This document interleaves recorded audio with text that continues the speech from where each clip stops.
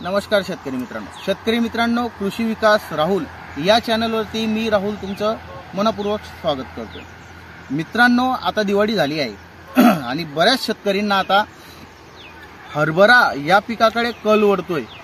कारण हरभरा एक असं पीक आहे की कमी पाण्यामध्ये आणि हलक्या जमिनीत सुद्धा येऊ शकते।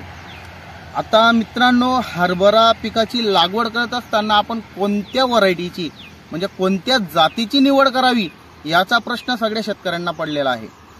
तर मित्रांनो, हरभरा पिकामध्ये मूळतः तर आपण आपल्या अनुभवानुसार जातीची आपण निवड केली पाहिजे। आपल्या एरियामध्ये आपल्या गावठाणामध्ये कोणती व्हरायटी चांगल्या पद्धतीने येते, चांगलं उत्पन्न देते, त्या व्हरायटीची आपण निवड केली गेली पाहिजे। तसंच मित्रांनो, मी तुमच्या समोर काही 4-5 व्हरायट्या सांगण्याचा प्रयत्न करीत आहे। जर होता होईल तर त्या व्हरायटींची तुम्ही तिथं निवड करणं खूप गरजेची आहे। तर शेतकरी मित्रांनो, याच्यामध्ये तुमच्या समोर पहिली व्हरायटी घेऊन येतोय जॅकी व्हरायटी। एक अशी आहे जॅकी 9218 की ती व्हरायटी आपण जर लागवड केली तर तिचं सुद्धा उत्पन्न चांगलं येतं। 25 किलो प्रति एकर बियाणं ते आपल्याला लागत असतं। 1 एकरासाठी 25 किलो बियाणं लागतं। मित्रांनो, जॅकी व्हरायटीचं वैशिष्ट्य असं आहे की ती कमी पाण्यामध्ये सुद्धा येते। त्याला तुमच्याकडे जर 2 पाण्याची सोय असेल तर जॅकी ही व्हरायटी तुम्ही तिथं लागवड करू शकता। त्यानंतर मित्रांनो, तिथं तुम्ही दिग्विजय या व्हरायटीचा सुद्धा तुम्ही तिथं विचार करू शकता। मित्रांनो, दिग्विजय व्हरायटीचं 25 ते 30 किलो बियाणं आपल्याला प्रति एकर लागत असतं। मित्रांनो, त्यानंतरची व्हरायटी आहे PK-V2 ही खूप प्रचलित व्हरायटी आहे। ज्यांच्याकडे पाण्याचा मुबलक साठा आहे, ज्यांना पाणी देण्याची सोय आहे, ते शेतकरी खूप PK-V2 कडे वळताना आपल्याला दिसतात।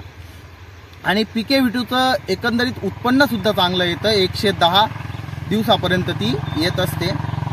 आणि मित्रांनो, त्यानंतर तुम्ही तिथं एक PK-V4 या व्हरायटीचा सुद्धा तुम्ही तिथं विचार करू शकता। PK-V4 ही PK-V2ची पुढची एक सेगमेंट आहे। सेम तसाच दाना येईल, थोडा मोठा येतो, त्याची सुद्धा तुम्ही तिथं निवड करू शकता। ती एक खूप छान व्हरायटी आपल्याला सध्या मार्केटमध्ये आलेली दिसते।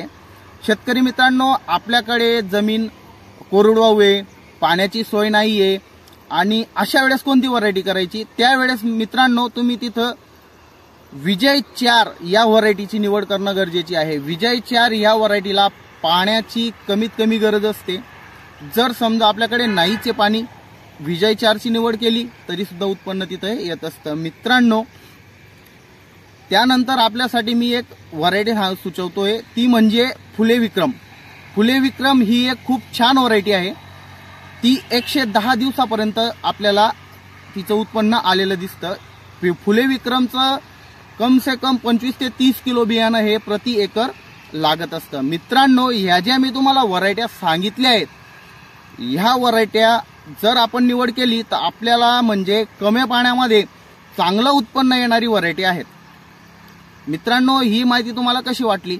ही माहिती जर आवडली असेल तर आपल्या चॅनलला नक्की सबस्क्राईब करा आणि तुमच्यासारख्या गरजवंतू शेतकऱ्यांपर्यंत आपली ही माहिती नक्की शेअर करा। तोपर्यंत राम राम।